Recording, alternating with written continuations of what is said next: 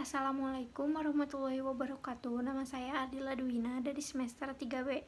Di sini saya akan mereview kembali buku Hukum Administrasi Negara yang telah diresum oleh Sanari 2 semester 3B dengan judul buku Pengantar Hukum Administrasi Negara Indonesia dengan penulis E. Utrecht dan Mohsaleh Jindang SH, diterbitkan tahun 1985, penerbit PT Ikhtiar Baru, Kota Terbit Jakarta, dengan pembahasan dalam bab 3 tentang hukum kepegawaian.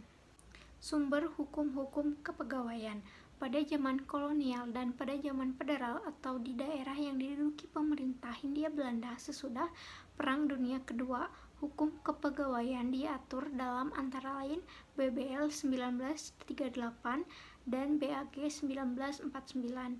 Dua peraturan tersebut tidak lagi beratur, tetapi asas-asasnya kadang-kadang masih diperhatikan, terutama dalam hal pembayaran gaji orang tenaga asing. Pengertian jabatan, pejabat, pegawai, dan hubungan dinas publik. Jabatan adalah suatu lingkungan pekerjaan tetap yang diadakan dan dilakukan guna kepentingan negara atau kepentingan umum. Pejabat yaitu agar dapat berjalan menjadi konkret, menjadi bermanfaat bagi negara, maka jabatan sebagai personifikasi hak dan kewajiban memerlukan suatu perwakilan yang menjalankan ialah suatu pejabat, yaitu manusia atau badan hukum. Jabatan bertindak dengan perantaraan pejabatnya. Pegawai. Sebagian dari para pejabat adalah pegawai. Tidak tiap pejabat adalah pegawai, sebaliknya. Tidak tiap pegawai adalah pejabat. Misalnya pegawai yang diberhentikan dari jabatannya dan diberi istirahat lama karena sakit, atau pegawai yang sudah diberhentikan dari jabatannya sambil menunggu saat ia dapat melalui waktu pensiunan. Hubungan dinas publik. Kata Logemam, adanya hubungan dinas publik itu ternyata bila mana seseorang mengikat dirinya untuk menunduk pada perintah dan pemerintahan untuk melakukan suatu atau beberapa macam jabatan tertentu. Pegawai dan kategori lain jabatan negara. Yang pertama, pegawai negeri sipil pusat. Yang kedua, pegawai negeri sipil daerah. Yang ketiga, pegawai negeri sipil lain yang ditetapkan dengan peraturan pemerintah. Keempat, anggota Angkatan Bersenjata Republik Indonesia. Kelima, pejabat negara. Keenam, pekerjaan pemerintah. Ketujuh, pegawai honorer. Kedelapan, pegawai ikatan dinas menurut KUH Perdata. Kedelapan, pegawai ikatan dinas untuk waktu terbatas. Kesembilan, pegawai bulanan menurut pasal 20 ayat 2 PGPS 1968. Kesepuluh, pegawai desa.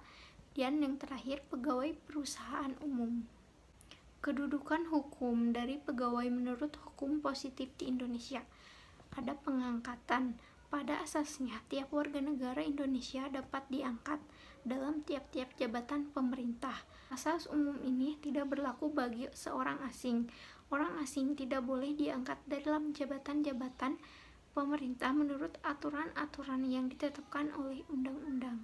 Kemudian ada penggajian, pensiunan, dan keuntungan.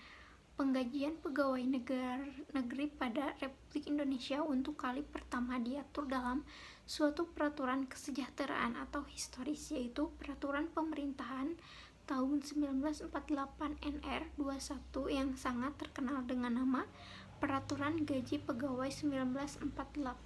Kemudian ada pemberhentian pegawai. Pegawai negeri sipil dapat diberhentikan dengan hormat.